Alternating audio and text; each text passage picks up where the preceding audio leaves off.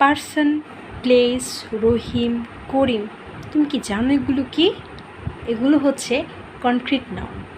আজ আমরা জানবো হোয়াট ইজ কনক্রিট নাউন এবং এর প্রকারভেদ। চলো শুরু করা যাক।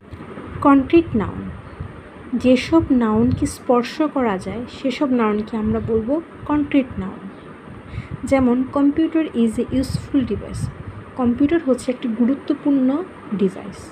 এখানে কম্পিউটার হচ্ছে একটি বস্তুর নাম, তাই এটি হচ্ছে একটি নাউন এবং আমরা কম্পিউটারকে কী করতে পারি? স্পর্শ করতে পারি, তাই কম্পিউটার হচ্ছে একটা কনক্রিট নাউন। আবার ধরি রহিম ইজ এ গুড বয়। রহিম হচ্ছে একটি ভালো ছেলে। এখানে রহিমকে আমরা স্পর্শ করতে পারি, তাই রহিম হচ্ছে কনক্রিট নাউন। এবার আমরা জানব কনক্রিট নাউন 4 প্রকার। এক, proper noun, common noun, collective noun, material noun. এগুলো হচ্ছে কনক্রিট নাউনের প্রকারভেদ এবং নেক্সট ক্লাসে আমরা জানব এই 4 প্রকারের কনক্রিট নাউন সম্পর্কে। টাটা।